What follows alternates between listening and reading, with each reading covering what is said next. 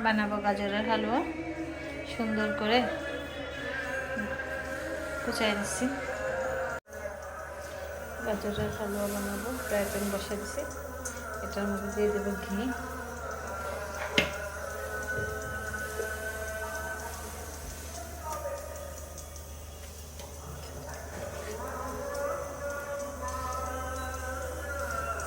তিন চামচের মতো দিয়ে দিলাম ঘি। সাথে দিয়ে দিলাম দুটা তেজপাতা, দারচিনি, এলাচি।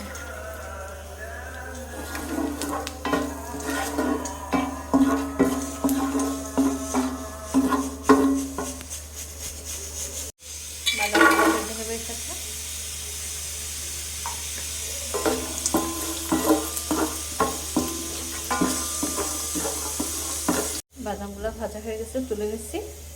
এখন এর মধ্যে দিয়ে দিব গাজর।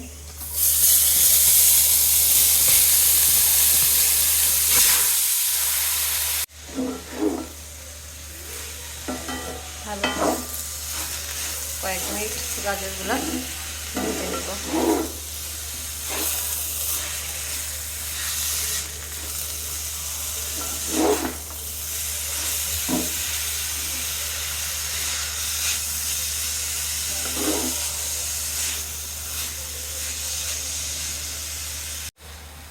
দিয়ে দেবো, ভেজে নিচ্ছি 3-4 মিনিট ভেজে। এখন এটার মধ্যে আমি 1 বাটি চিনি দিয়ে দিলাম। আরও দিব, আরেকবার দিব। এটা দিয়ে আমি ভালো করে নেড়ে নিই।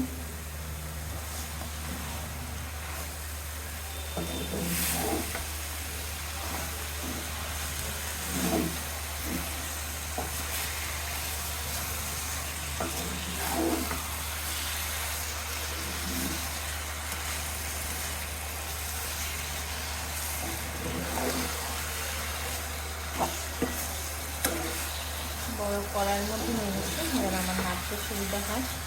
ছেড়ে দেওয়ার সাথে সাথে পানি বের হয়ে গেছে। এটা আমি আলাদা এক্সট্রা সেদ্ধ করে নিইনি।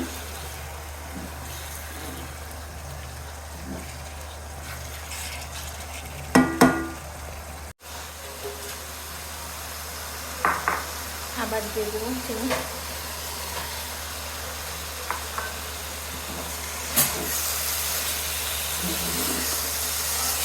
একবারে চিনিটা দিলে পানি বের হয়ে যেতে বেশি, আর এটা শুকাতে সময় লেগে যেত। তাই 2 বারে চিনি দিলাম। এটার সাথে আমি দিয়ে দেবো এখন ভাজা যে বাদামটা ছিল সেটা ব্লেন্ডার করে গুঁড়া করে দিচ্ছি, দিয়ে দিলাম।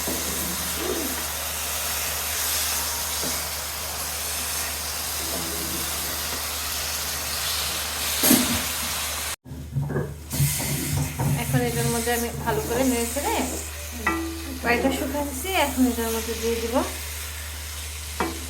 গুঁড়া দুধটা দিয়ে দিলাম। আর দেব স্বাদের ব্যালেন্সটা রাখার জন্য সামান্য একটু লবণ। এখন এটাকে আমি ভালো করে মিশিয়ে নেব।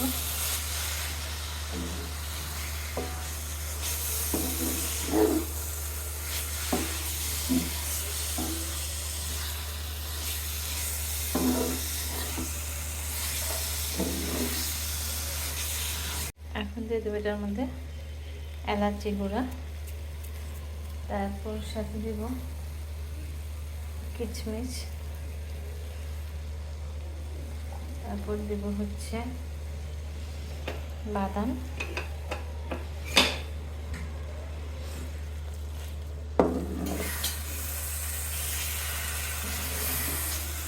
একদম শুকায় ফেলবো।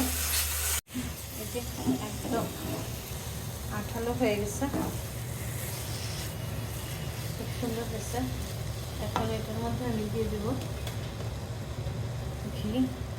ঘিটা দিয়ে আমি নামায় ফেলবো।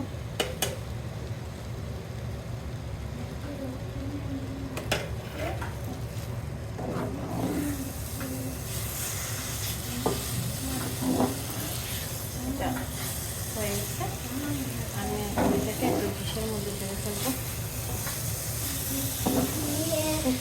বাটি নিচ্ছে।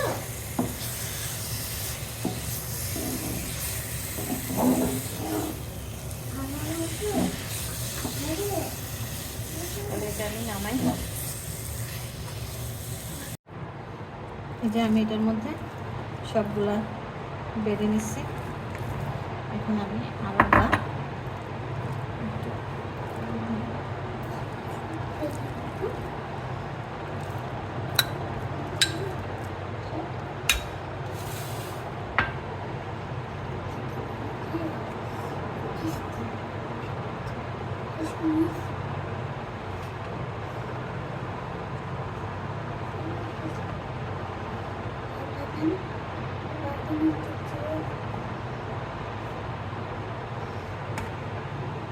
এইভাবে ইচ্ছে করলেও খাওয়া যাবে এইভাবে।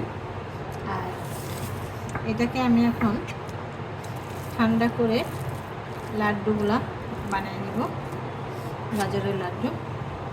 আমি তেজপাতা আর দারচিনিগুলো উঠাই ফেলবো। আমি হালকা ছোটো ছোটো শেপে লাড্ডুগুলো বানিয়ে নেব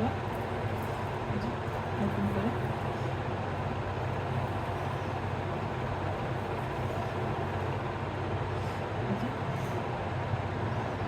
তাহলে আমি এগুলো সবগুলো বানিয়ে নিই। এই যে আমার সবগুলা গাজরের লাড্ডু বানানো হয়ে গেছে। একদম মতো করে লাড্ডুর মতো গোল গোল করে ফেলছে। এটা রুটির সাথেও খাওয়া যাবে, আবার এমনিও করে লাড্ডুর মতো খাওয়া যাবে। খুব সুন্দর হয়েছে, সুন্দর করে বানিয়ে ফেললাম। আবার এখানে আলাদা একটা নেওয়া হয়েছে, এটা রুটির সাথে খাওয়া যাবে, যেভাবে খেতে চায় এমনিও খেতে পারবে, রুটির সাথেও খেতে পারবে। আমার 2 রকমের গাজরের, একটা হচ্ছে হালুয়া আর একটা হচ্ছে লাড্ডু বানানো হয়ে গেছে। তাহলে সবাই ভালো থাকবেন। আল্লাহ হাফেজ।